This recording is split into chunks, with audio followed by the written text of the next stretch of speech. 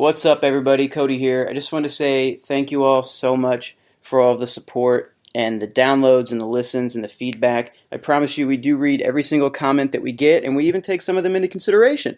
So please, if you like the podcast, keep sharing. We've had over 3,000 downloads or 100 of you on the email list, and that just really means the world to us. We have a couple live shows that are going to come up in the future. We have a lot of really fun stuff in the works, so stay tuned, and thank you again. Now let's get to the ghosts.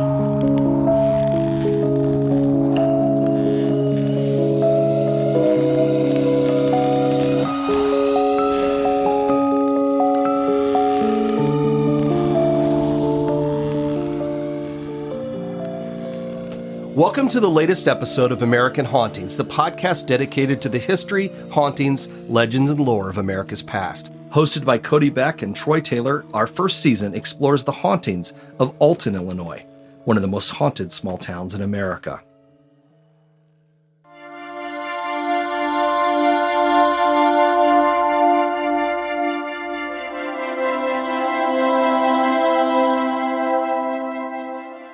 The Mississippi River has always been the lifeblood of Alton.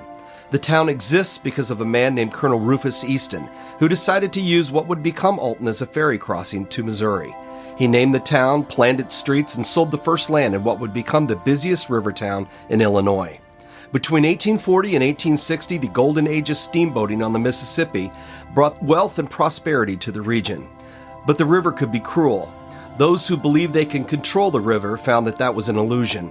The truth was more fearsome, and the people of Alton often found their homes and streets swallowed by the water and mud of the Mississippi River. The river gave, but it also took away. And perhaps this was the reason the river earned its reputation for haunting tales of phantom riverboats and unusual happenings. One story tells of a steamship and a boiler that exploded one night and took the life of a young steersman. The captain of the riverboat, mourning the loss of his crewman, spent his days and nights searching for him in the river and along the banks. After the captain's own death, a ghostly light was said to appear near where the accident took place. The stories say it's the light of the captain's lantern as he still searches for the body of the young man who died on that fateful night. Other stories tell of a phantom riverboat that has been known to appear all along the Mississippi River. They say that when the boat appears and its whistle is heard, a river worker will be injured in an accident. Strange tales still haunt the banks of the river today, manifesting along the curving line of the Great River Road, a 550-mile highway that stretches from one end of Illinois to the next. It is along this highway that a number of Alton area legends have taken root over the years, just steps away from the muddy waters of the Mississippi River. Just upriver from Alton is the legendary Blue Pool, a place of mystery and legend to several generations of people from around the region. This history of what would become known as the Blue Pool began during the early days of Alton. It was a landing site of Smeltzer's Ferry, one of the many boats that offered passage across the river. The ferry landing was connected to a well-used trail called Hop Hollow Road, a place with legends of its own, which will be featured in a future episode. Late in the 1800s, the ferry landing became a rock quarry and supplied stone for a railroad bed that was laid along the river. The quarry was filled with water almost immediately after, thanks to natural springs in the area, and it became a favorite local swimming hole and lover's lane for Alton teenagers. Over time, the Blue Pool earned an eerie reputation. In nearly every small town in America, the local lover's lane becomes home to the community's legends, whether they be oversized hairy beasts lurking in the trees or the maniacal killer with a hook for a hand. Blue Pool was no exception. By the 1960s, stories hinted that murders had been committed there and that bodies had been hidden in the depths of the quarry, which was, legends claimed, bottomless.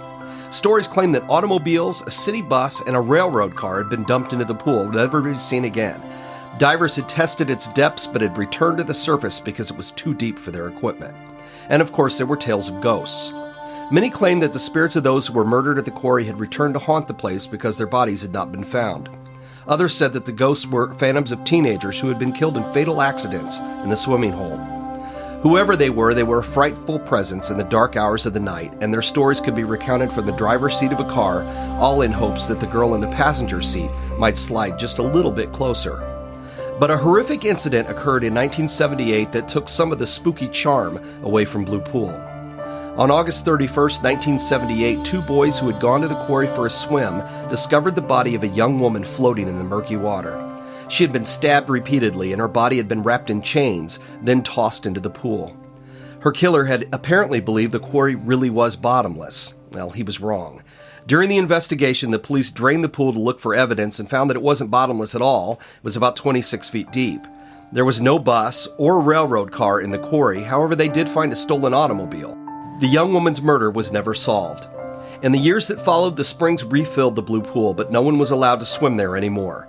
The quarry had since been fenced off and closed to trespassers, but stories are sometimes heard to suggest that the blue pool ghosts have not been laid to rest. The legends say that eerie moans and cries are sometimes still heard echoing off the bluff that looms above the quarry, and that a shadowy figure is sometimes still seen standing near the water's edge, perhaps mourning a life that ended almost 40 years ago.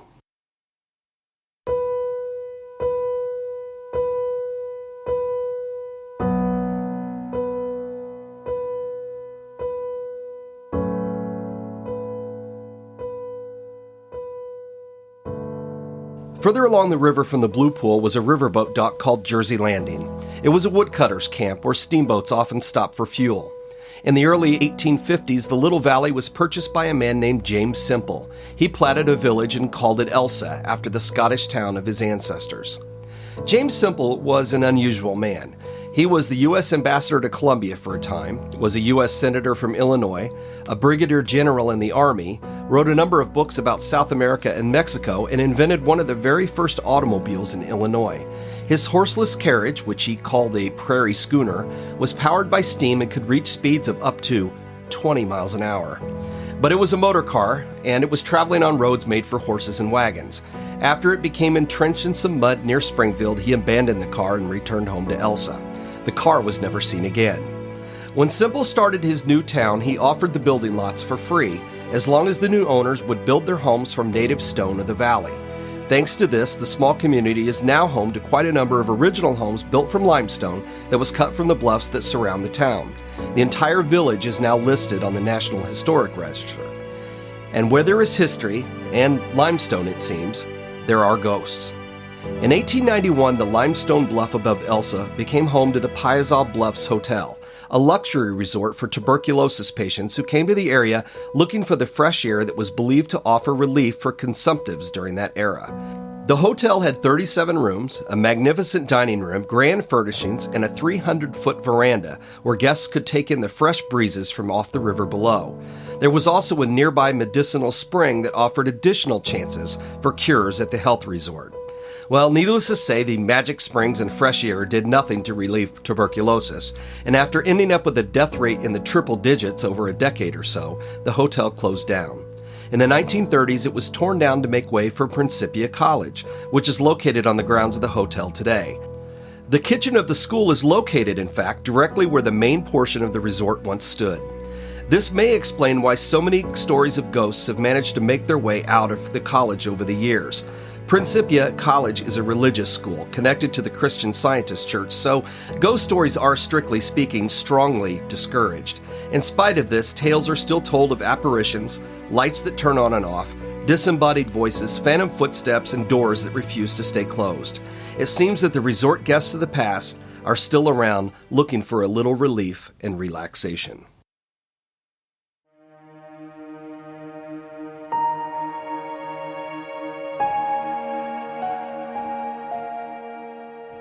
Located along the Great River Road where the Mississippi and Illinois rivers meet is the town of Grafton. The community came into existence thanks to the efforts of a Massachusetts man named James Mason. He had relocated to the St. Louis area in 1818 and married the sister of a local businessman. Over the next several years, a number of St. Louis businessmen watched as Alton grew and prospered, taking opportunities away from other river towns nearby. So the St. Louis men hatched a plot. They would start a new town upriver from Alton, where a railroad line could be built crossing the Mississippi into Missouri and bypassing Alton altogether. They recruited an unlucky in-law, James Mason, to carve out a log cabin community from the riverbank mud, trees, and mosquitoes where the Mississippi and Illinois rivers came together. By 1832, 4 log cabins, a frame house, and a few rugged buildings had been constructed. By 1834, Mason was dead, a victim of one of the many cholera outbreaks that had been caused by bad drinking water. His widow remarried and named the town Grafton in honor of her late husband's birthplace. The town grew, although it never posed the threat to Alton that its founders had intended. New stores were opened and new industry came to the area, largely thanks to its proximity to the two rivers. In 1844, Grafton flooded. It was the best thing that could have ever happened to the place. The flood deepened the town's steamboat landing, making it possible to accommodate larger boats, and this, in turn, brought more people, prosperity, and commerce to the town. It also brought trouble. Grafton's growth attracted 3 railroad lines along with the men needed to build them. Fights became commonplace, especially between the Irish and German railroad workers. The murder rate climbed. Brothels operated unchecked, and at one time there were 37 saloons in the small town, including one called the Bloody Bucket. In 1948, Grafton's last railroad line closed down, and the economy plunged into a depression. It was not until the 1960s and the construction of the Great River Road that the town came back to life. Today, Grafton is a thriving river community with marinas, music venues, wineries, and bars, but hidden along the main street through town, in the shadows behind the restaurants and shops, are ghost stories that date back to the days when Grafton was still a rough riverboat town with a crime rate that rivaled towns more than twice its size. One of the spookiest stories of Grafton is that of Baby Hollow. Out in the woods along the bluffs above the struggling community of the 1840s was the local pest house, a quarantine building that was used to house those who suffered from one of the many contagious diseases that plagued the people who lived along the river in those days. It was a one-room cabin, deep in a wooded hollow, and it was avoided by anyone who wasn't forced to go there. Most knew that if you were sent to the pest house, there was a good chance you weren't coming back. During the time when the pest house was in use, dozens of men, women, and children died and were buried in the woods of the hollow. Use of the pest house was eventually discontinued in the early 1900s. By then, medicine improved to the point that not every illness was fatal. The pest house was torn down, but stories about it lingered. The legend said that the ghosts of those who died at the pest house were now haunting the woods. The few who dared to go near the old place claimed to hear the weeping of children in the shadows.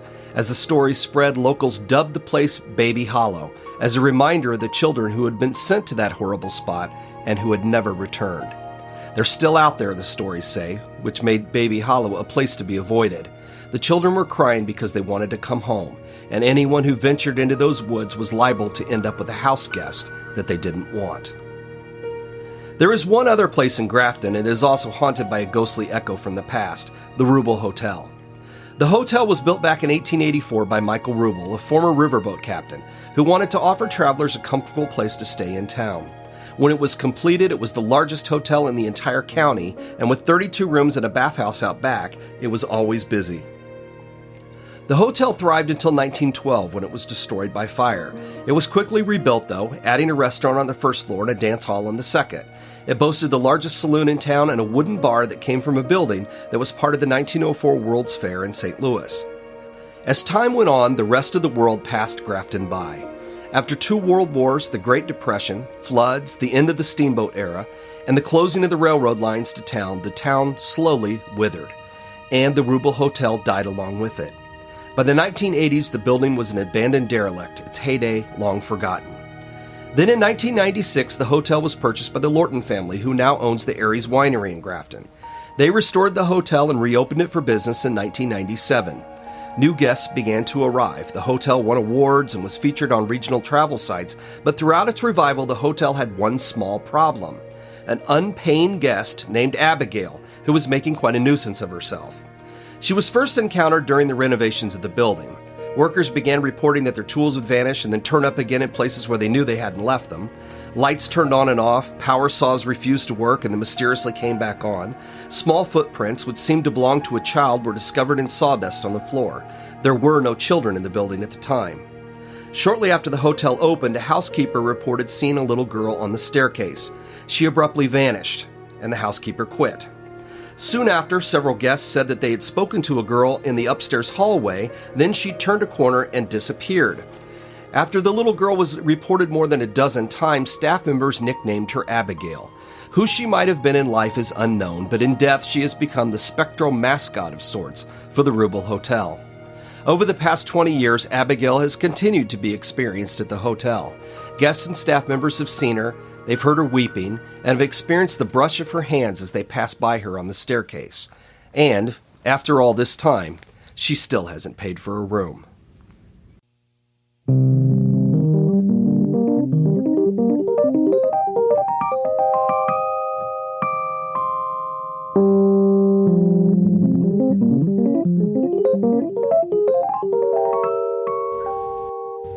good to go. Welcome to American Hauntings Podcast, where we discuss history, hauntings, legends, lore, and all things paranormal. You are listening to episode 4 of season 1, covering the hauntings of Alton, Illinois. I'm your co-host, Cody Beck, and with me once again, my co-host is author, historian, crime buff, and founder of American Hauntings, Troy Taylor. Troy, how are you, sir? Good.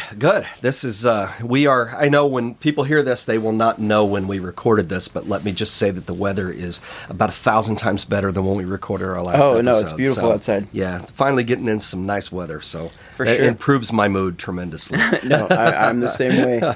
Absolutely. And I think it's appropriate. I think this is going to be one of my favorite episodes because we're going to talk about one of my favorite places, which is the River Road and all the legends and lore that come along with that place. Yeah, so me I'm too. super excited. I love it too. I always have. This was one of those ones where it became an extended episode, but I think originally I told you, you said, well, what do you want to cover in this? And I had this list of like 10 more places, right. and I couldn't include them. There was just too many. So we have some things for future episodes that are all ready to go. So it's just a matter of getting to them. I just couldn't include them in this particular episode. I'm really excited because this is one so far where I think I've learned the most because like I had no idea. Grafton, 37 saloons. Yeah, well, at one time, yeah. How? Yeah, I know. Where did they all? How did they fit? I know, and it's actually bigger now than it was then. So imagine how crammed they must have been. It must have been like everything on Main Street. That sounds like an amazing place. Yeah. It would have been a little crazy. That's crazy because I think of Grafton now, and all I think about are the wineries and the great view. And and they have, and you think of like the loading dock, which is I guess a throwback. I wouldn't say a throwback to the Bloody Bucket, which was like a place where there were so many murders. I know, and it has a great history of its own because it was a place that there were so many murders that had taken place there. They said that. The rumor was that Jesse and Frank James used to come across the river and visit the Bloody Bucket. Right. And it was actually located a little outside of town. Do you know where that, there's an Illinois Department of Corrections, like a boys' home right on the outskirts of town? Yeah, because I think we went to like Boy Scout camp where that used to be or something. Right, yeah. And they, that was actually, the Bloody Bucket was located on their property, actually. Gotcha. And when they tore that place down, there were stories about how they'd gone in and there were blood stains and bullet holes in the walls, and up on the second floor there was a hangman's noose still hanging from the rafter, had blood all over it, all kinds. And this was from like 1905. They're telling these stories, so they were pretty awful. Wow. There was some awful stuff. If I walked into a bar and I saw blood and bullet holes, I think I'd say, you know what, I'm all right. Yeah, that's exactly. Exactly. So I guess it was the biker bar of the 1850s and 60s. I had no idea that Grafton was created like initially to take on Alton pretty much. Yeah, that was the plan behind the founding of it, was to try to take river traffic and mostly like railroad business and try to cause Alton to run out of steam. But it took the Depression in 1837 to kill Alton, really. But but before that, they really wanted to put it out of business. So it's just a weird story. That's crazy. I want to boycott now. Almost. That's unfortunate. So you told me a little bit, but I kind of want to ask more about the Rubo Hotel, and apparently you have a good story about something that happened to you. The Rubo Hotel, I was living down here in Alton when they reopened, and I had heard a lot of stories about it at the time when people, because when I moved down here, I had a bookstore here in Alton, and everybody knew, this is the guy that writes the ghost books. I met you there when I think I was 10 years old. Yeah, I think so too. And so people would come in and tell me their stories, and that's how I heard a lot of good stories. But that's how I got first turned on to the Rubo Hotel, and how I met the Lortons and that kind of thing is because of the hotel. And we were at an event in Mascoutah, Illinois, and so we were doing some work on our way back, and we decided to stay in Grafton. And we were staying at the Rubo Hotel, and I'd heard the stories. I knew every old hotel has got ghost stories. Right. So I thought, well, it's a great piece of local lore. It's a great legend, but, I don't know if it's true, and I have no idea. A lot of times you'll hear me tell stories, and I'll say, according to legend or according to the stories, there's no way to know. Right. Well, anyway, so we stayed at the Rubo, and late in the middle of the night, it must have been 2:30, 3 o'clock in the morning, I woke up because, and it's a small hotel, so you're not staying in a big fancy place with soundproof walls. So I could hear a little child crying, crying their eyes out. And I felt bad as a parent. Yeah. I felt bad. And at the time, Lisa's daughter was really young, and when you take kids somewhere, you don't know what's going to happen. And, I felt bad for these people, and a baby crying in the middle of the night. It didn't really bother me. I went back to sleep, and it didn't faze me much. Right. So the next morning we're at breakfast, and I said to Lisa, I said, "What, did you hear that baby crying last night?" And she goes, "Yeah, I woke up, I heard this baby just bawling. I feel," and even she said, "I really felt bad for those people, So we were finishing our breakfast, and I said, "Well, I'm going to go turn in the keys and get checked out and stuff." So I went over to the little desk, and I gave him my keys, and there was a girl sitting there, and I said, "Was everything okay last night? Because we heard like this child just screaming their head off last night, just crying and crying and crying. And we just were curious to make sure everything was okay." And she said, "What are you talking about?" And I said, "Well, last night, the baby that was crying." And she said, "There's no one else here. There was no one in the hotel last night but you guys. Nope. You were the only people checked in. There was no one here, and we leave, and the place is locked up. We go home. So you were in an empty building, essentially. And if you heard somebody crying, I don't know what to tell you." This is while you were checking out? Yeah. Good, because I would have checked out right then. Yeah, so little kids. Yeah, so that was one of those things where I went, huh, maybe that story's not just a legend after all. So yeah, it kind of made me a believer in Abigail, or whatever her name really was, but Abigail they call her. How'd they come up with that name? I don't know. I don't know. To that? I think I never have heard where that name came from. Maybe it just sounds like an old-fashioned name. Right. You know what I mean? Old hotel, that kind of thing. Right. So, yeah, I don't know who she is or why or anything like that, but that was a weird experience. Again, with the bullet holes and blood stuff. If I walked in and saw a little kid on the stairs, I would just turn around and be like, "Nope, done.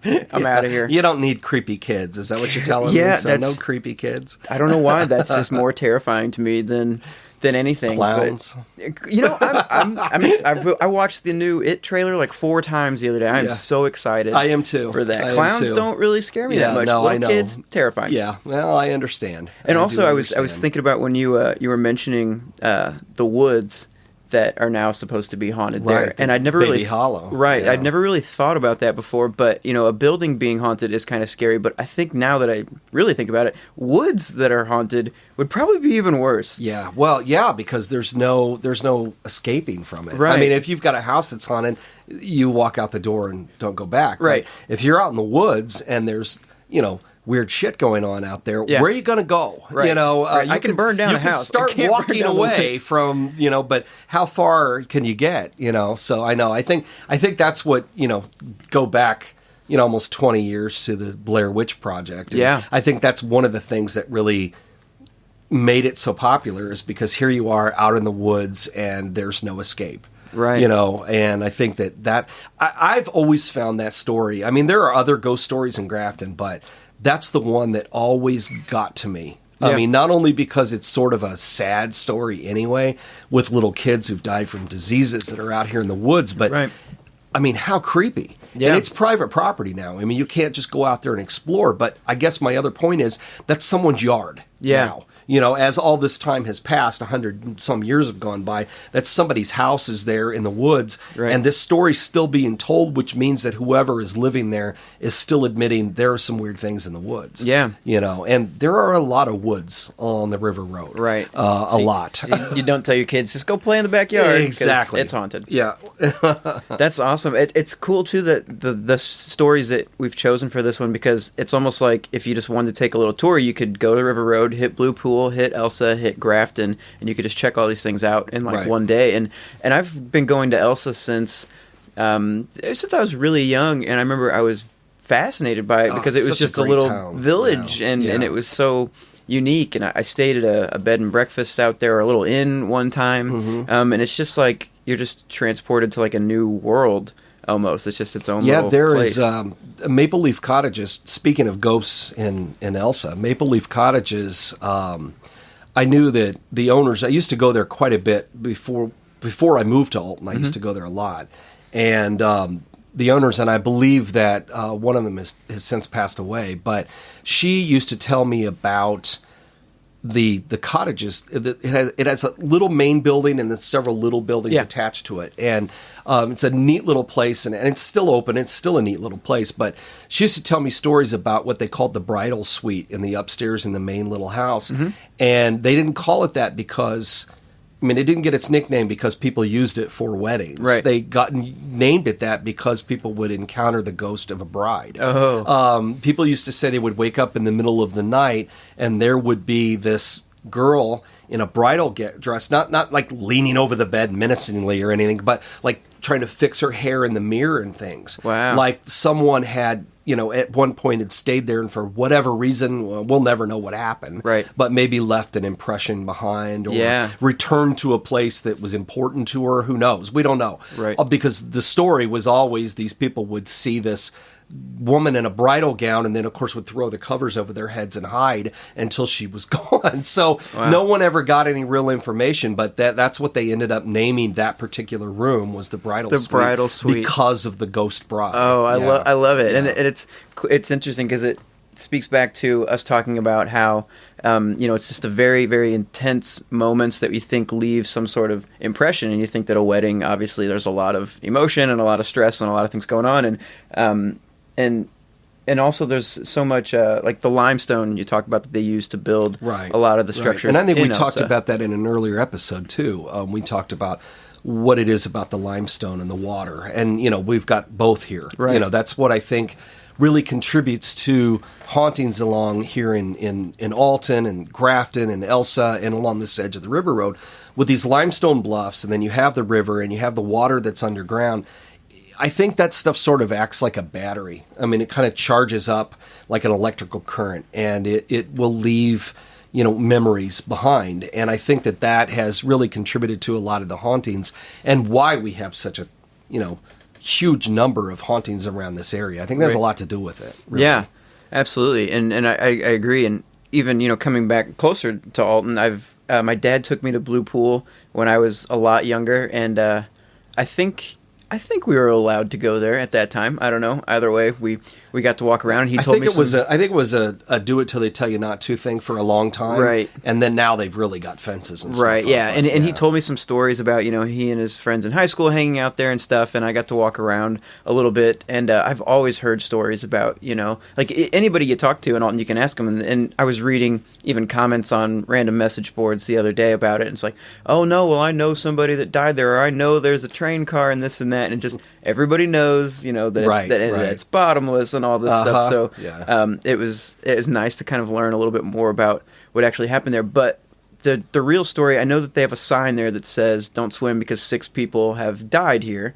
And so they really did, though, find the woman stabbed to death with the chains. That's true. Yes. And there have been stories, and I think they're accurate, that people have been badly injured because there is a shelf, like right under at the bottom of the bluff over the pool.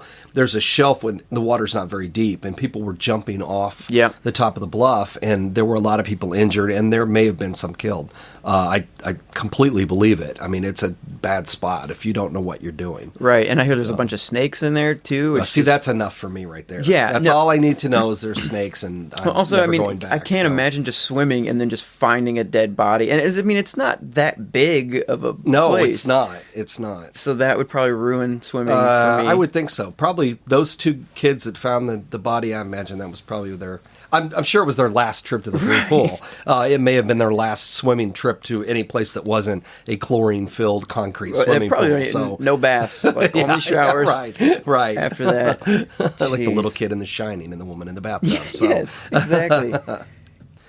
Okay, well, I guess we probably should wrap this one up. Like I said, this one got a little lengthy with a lot of stuff we wanted to cover. And we barely touched on I know, and then a lot of it we had to leave out. So in the future, listen for the Hartford Castle, for one thing, which is one I regretted not being able to include. But we'll get to it at some point, I'm sure. So anyway, thanks everybody for listening. Please, share this with your friends. Pass the word on. Give us a review on iTunes. Any kind of review really helps our placement on iTunes as far as in the in the iTunes store. So anything you can do to give us a review, as long as it's 4 or 5 stars. Only and no 4 and 5. Yeah. I'm not interested. But anyway, pass the word on, share it with your friends. Thanks for listening, and we will see you again next time. For sure. And please also, we only have this season kind of planned out, but let us know if there are other topics that you think we should tackle, whether it's in Alton or whether it's in other places. And just let us know, if you have stories about some of these places, please feel free to let us know. I'm very interested to hear what other people have to say.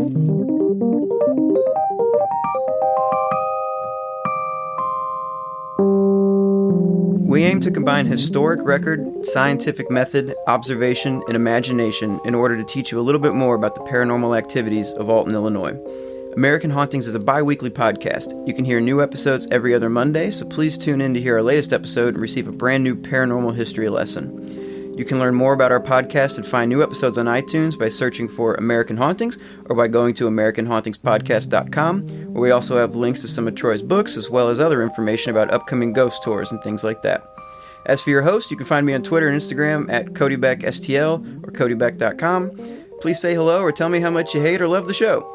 You can find Troy on Twitter at TroyTaylor13 and on Facebook by searching for the Troy Taylor author page or by going to Facebook.com/authorTT. You can also check him out at AmericanHauntings.net. This episode was produced and recorded at Lighthouse Sounds Studios. For more information, find them at LighthouseSounds.com.